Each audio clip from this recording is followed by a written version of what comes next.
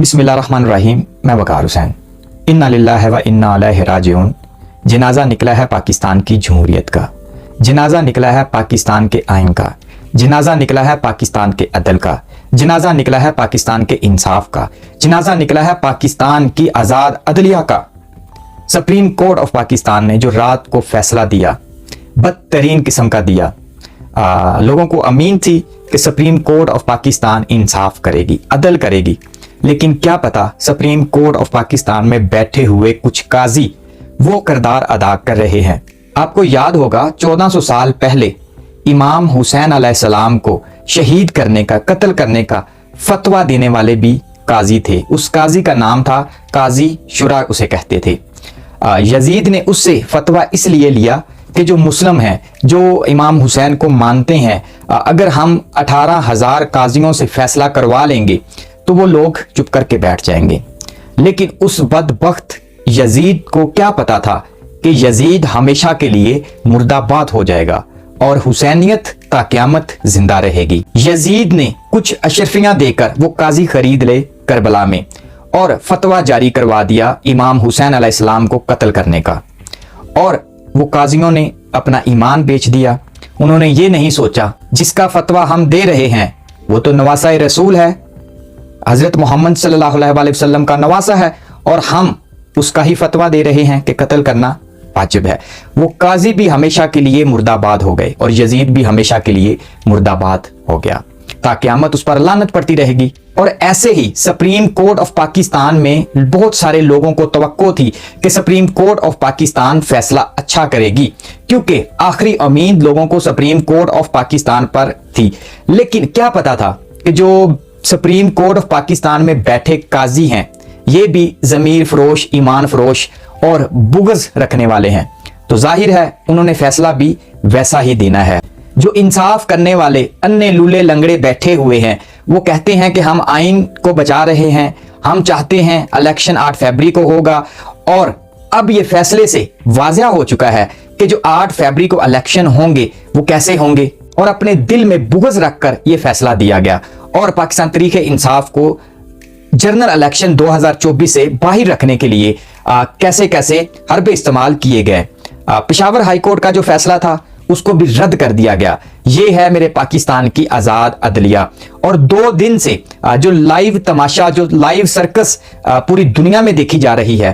पहले दिन से लोग कह रहे हैं, आपको शायद याद होगा शेर अफजल मरवत ने एक प्रेस कॉन्फ्रेंस की थी 3-4 दिन पहले कि हम सुप्रीम कोर्ट ऑफ पाकिस्तान पर अदम इत्मीनान करते हैं, हम इस पर यकीन नहीं रखते जो काजी बैठा हुआ है।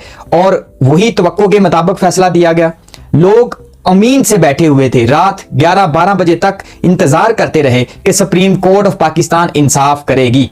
लेकिन सुप्रीम कोर्ट ऑफ पाकिस्तान ने दफन कर दिया पाकिस्तान की जमहूरियत को, पाकिस्तान के आइन को। लाइव सर्कस जो चल रही थी उसमें एक बंदा आके मैसेज देता है कि पाकिस्तान तहरीक इंसाफ के चेयरमैन के घर पर हमला हो जाता है, पाकिस्तान के कुछ नाम नेहाद अदारे आके हमला कर देते हैं, आपके बीवी बच्चों पर तशद्दुद करते हैं। और सबसे बड़ी अदालत में ये बात कही गई और जनाब काजी फायज ईसा साहब जो कि चीफ जस्टिस ऑफ पाकिस्तान है, वो कहता है कि मैं कोई SHO हूं। 2 दिन से जो लगातार हियरिंग हो रही है उससे ही अंदाजा लगाया जा सकता था कि ये कितना मुखलस है। कुछ लोग बुग़्ज़ के मारे इस हद तक गिर सकते हैं कि गटर की मांद हो जाते हैं, लेकिन ये फैसले इनके नहीं माने जाते। ये पाकिस्तान की तारीख में एक स्याह लफ्जों में लिखा जाएगा, काले लफ्जों में लिखा जाएगा कि पाकिस्तान के अंदर भी वैसा ही एक काजी था जो करबला में, जिसने इमाम हुसैन के कत्ल का फतवा दिया था, काजी शुरा।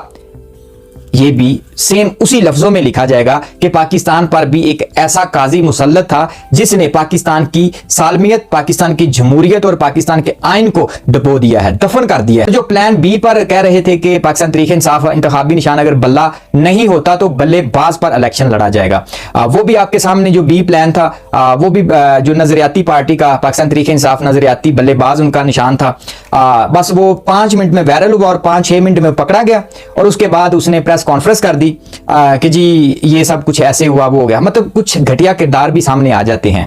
पाकिस्तान तहरीक इंसाफ ने अगर बी प्लान करना था तो पाकिस्तान में एक ऐसी पार्टी भी है और उसका जो चेयरमैन है वो भी एक ऐसा था, कोई उसे खौफ नहीं था प्रेस कॉन्फ्रेंस से कोई वो झुकने वाला नहीं था, वो सर कटवाने वाला बंदा था।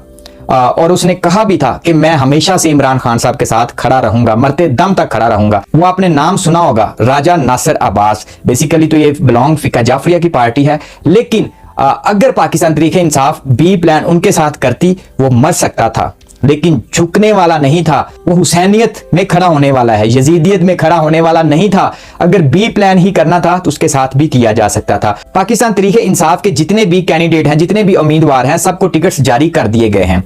अब मसला यह है कि अब वो सारे आजाद अगर खड़े होते हैं, और क्योंकि पार्टी अभी मौजूद है और पूरी दुनिया और पाकिस्तान में एक मकबूल तरीन पार्टी है, जिसकी इतनी पावर है जो 70-75% लेवल पे जा रही है, और ये जो 2-3% लेवल पे जा रही है उसको ऊपर लाने की ये कोशिश कर रहे हैं। जैसे ही पार्टी पाकिस्तान तरीके इंसाफ शेड्यूल जारी करेगी, जो भी पाकिस्तान तरीके इंसाफ का शेड्यूल हुआ और आप लोगों ने वो वायरल करना है, या आप लोगों की जिम्मेदारी है, क्योंकि इमरान खान साहब आप लोगों की वजह से जेल में बैठा हुआ है, हमारे लिए जेल में बैठा हुआ है, और 75 साल की उम्र में वो जेल काट रहा है हम लोगों के लिए। तो आप लोगों का फर्ज है, इंतखाबी निशान कोई भी हो, बल्ला हो ना हो, बल्लेबाज हो ना हो, कोई भी निशान ना हो, हमारा वोट, आपका वोट पाकिस्तान तरीके इंसाफ इमरान खान साहब का है, और आप लोगों ने इमरान खान साहब को वोट देना है। पाकिस्तान तरीके इंसाफ के जो मौजूदा चेयरमैन है, जो वो अनाउंस करेंगे उस पे आप लोगों ने अमल करना है। बेशक हजारों इंतखाबी निशान क्यों नहीं,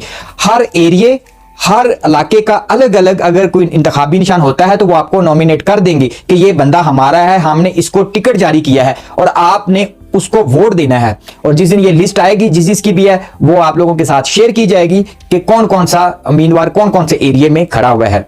और आप लोगों की जिम्मेदारी है, वो हो सकता है वो जो उम्मीदवार खड़े हों, बेशक आजाद हों, वो कैंपेन के लिए ना आए, ये आप लोगों की जिम्मेदारी है कि उनकी कैंपेन आप लोगों ने करनी है। अपने रिश्तेदारों को कहना है, अपने मोहल्ले वालों को कहना है, जो जो आपसे हो सकता है आपने वो करना है, क्योंकि हमने इमरान खान साहब से वादा किया है, हमने उसको हारने नहीं देना। क्योंकि इमरान खान साहब भी डटे हुए हैं हक के साथ, बातिल का वो साथ नहीं दे रहे।